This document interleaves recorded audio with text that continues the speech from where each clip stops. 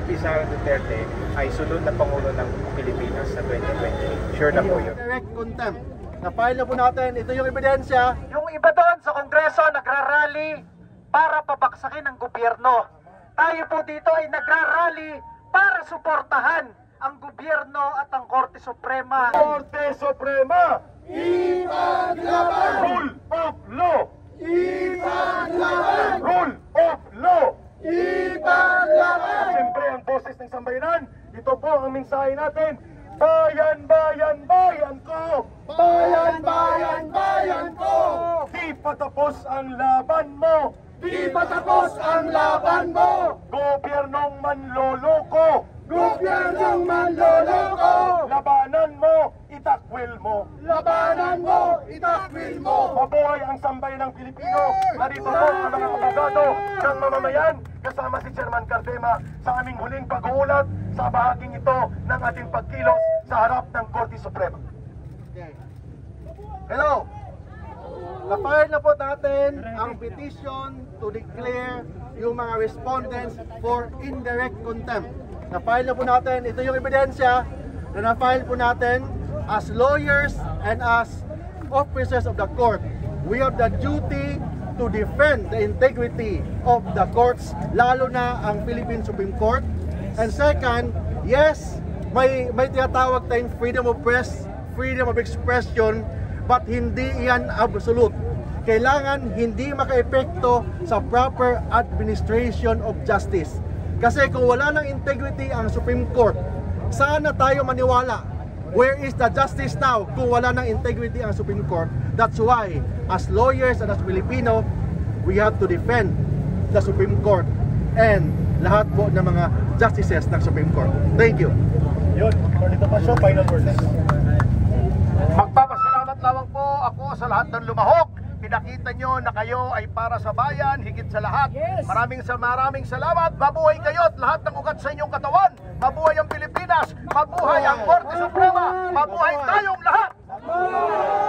Lahat ng ugat daw, ha? Si Chairman Cardema po para sa kanyang pagsasalita sa araw na ito. Thank you. Mula po sa Duterte Youth Party List, ang #1 na party list na ibinoto ng ating mga pulis at sundalo, ng ating mga OFW sa buong mundo. Kami po ay nagiging boses ng lampas 2 milyong Pilipino sa pagsuporta sa Supreme Court.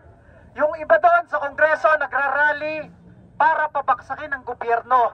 Tayo po dito ay nagrarally para suportahan ang gobyerno at ang Korte Suprema.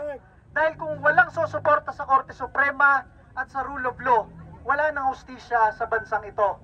Kaya po tayo ay nandito sumusuporta sa naging desisyon ng Korte Suprema na ideklarang unconstitutional yung ginawang impeachment proceeding kay Vice President Sara Duterte. At muli po, mula po sa inyong Duterte Youth Party List, kami po ay nagpapasalamat sa inyong lahat at patuloy tayong sumusuporta kay Pangulong Rodrigo Duterte at kay Vice President Sara Duterte, ang ating susunod na Pangulo sa Republika ng Pilipinas. Duterte! Duterte! Duterte! Okay, mga kababayan, dito na po magtatapos ang ating pagkilos, pero hindi dito matatapos ang ating pagkakaisa. Mabuhay at magtatagumpay ang sambayan ng Pilipino. Naway kasihan kayo ng Panginoon. God bless everyone and Allah be with you when you go home. We will claim victory in due time. Darating po yan. Maraming salamat. Salamat, Ka Eric. Mga kabansa, magandang araw po sa inyong lahat. Ako po si Daniel Long, isa akong Pilipino, manunulat, kolumnista at isang tagapagtaguyod ng pagkakaibigan ng Pilipinas at China. We are here to stand with the Supreme Court, the rule of law, and for Vice President Sara Duterte. Nagsalita na po ang Supreme Court, final, binding, immediately executory, wala nang debate, wala nang pursuit. Ang desisyon na nagpasura sa mga impeachment articles ay hindi lamang tagumpay ng batas, ito ay tagumpay ng katotohanan, ng hustisya, ng sambayan ng Pilipino. Huwag nating hayaan, yurakan ito ng mga hindi marunong rumispeto sa konstitusyon. Kaya ngayong araw, buong buo ang suporta natin kay Atty. Ferdinand Topacio, at kay Attorney Mark Tolentino sa kanilang pag-aain ng indirect contempt charges laban sa mga walang galang sa Korte Suprema. Kung sinasabi mong makabayan ka, kung sinasabi mong tagapagtanggol ka ng saligang batas, kung ikaw ay isang officer of the court, then you must defend the Supreme Court, not defy it. Eh, sino ba sila para umalma at kumontra sa Korte Suprema? Hindi pwedeng selective lang ang respeto sa batas. Hindi pwedeng okay lang na we have to pick and choose, no, kung anong batas na sundin natin. Kasi ayon po sa sa civil code, lahat naman decision ng Korte Suprema ay naging batas na ng Pilipinas. Kaya dapat natin isundin yun.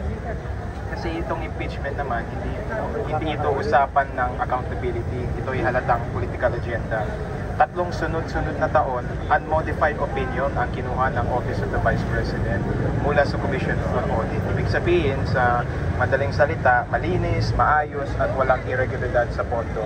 Nag-testify na rin mismo ang team leader ng COA Confidential Funds Audit Office, si Attorney Gloria Comora, na nagsumite po ng documentary evidence ng Vice Presidente. So malinis po siya. Walang anomalya, walang nakaw. Kaya ang tanong, bakit pa rin pinipilit, ini-impeach at kinaduntin si VP Sara? Dahil si VP Sara Duterte ay sunod na Pangulo ng Pilipinas sa 2028. Sure na po yun. Siya ang pinakamatibay na kandidato, number 1 sa lahat ng surveys, at pinakamataas ng trust rating. Kaya ang totoong layunin ng mga kalaban, patawan siya ng multang may perpetual disqualification. Kaya tayo ngayon nagsasama-sama, hindi lang para ilaban ng legal na tagumpay, kundi para ipahayag hands off to the Supreme Court. Ang pinaglalaban natin ay yung rule of just law. Maraming salamat at buhay ng Pilipinas. Okay, thank you, Brother Daniel Long. Andiyan na po, tapos na ang pag-aain. I think nagbibigay na po ng pahayag sila Attorney Mark Tolentino. Thank you, Brother Daniel. Sana naman po pakiusap. Kung hindi nyo rin lang kayang panindigan ang hawakan ng bansang Pilipinas, step down na po at ibigay sa karapat-dapat para ang mamamayang Pilipino ay magkaroon na ng simula at ng isang tunay na pagbabago para sa bansa at mamamayan. Noon nagmamadali sila. Sabi nila, Supreme Court, bilisan nyo na! Desisyonan nyo na nang ma-impeach na namin ang VP Sara Duterte na yan. Dahil kurakot, nagmamadali sila. Hindi nila iniisip, pinag-aaralan ng gusto ng mga Supreme Court Justices ang grounds for impeachment.